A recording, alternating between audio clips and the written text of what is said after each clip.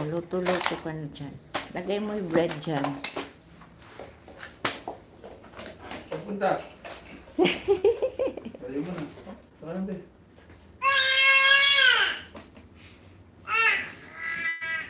Dali na saan ipit mo. Nasaan ang tali mo isa? Ribbon. Hmm.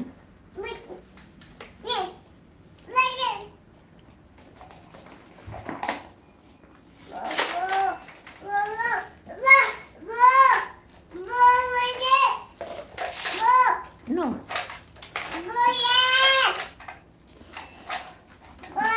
Ayun na, mami. Nalayas na tayo. No, no, no, no.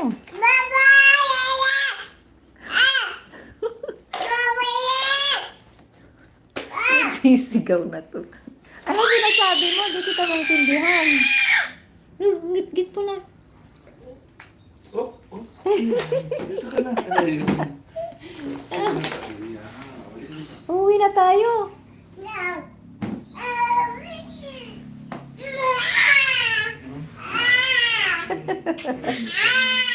Ayaw na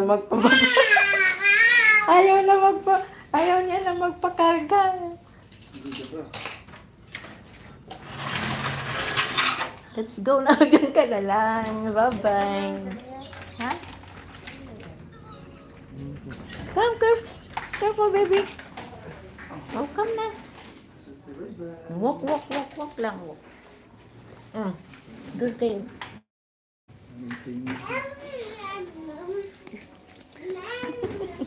Ay, dali. Uy, Adrian, yung mga kalat. Yung ano mo, Ay, maliwanag pala. yung ano, Asa na? ayun, hindi sa ilalim. Sarap na. Excuse me, nagkukunin. Pakuha nga yung sa ilalim yan. Ay! Naglikit. Thank you. Oh.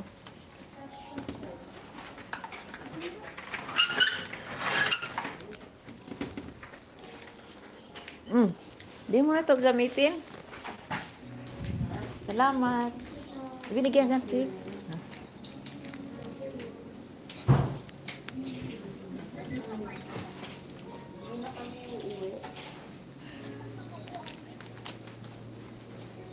Sarap magpamassage kay ano.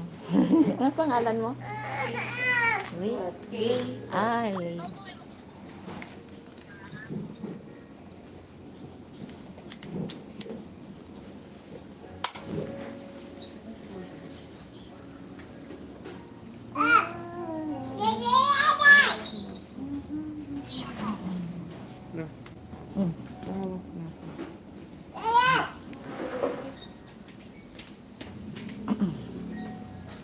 Tapos na kami.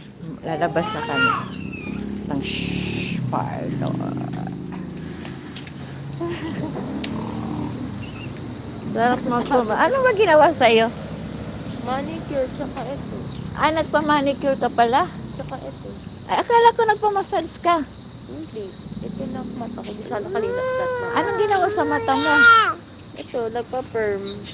Anong ginawa nga? Pinayo. Tapos ilang magtatagal yan. Months daw.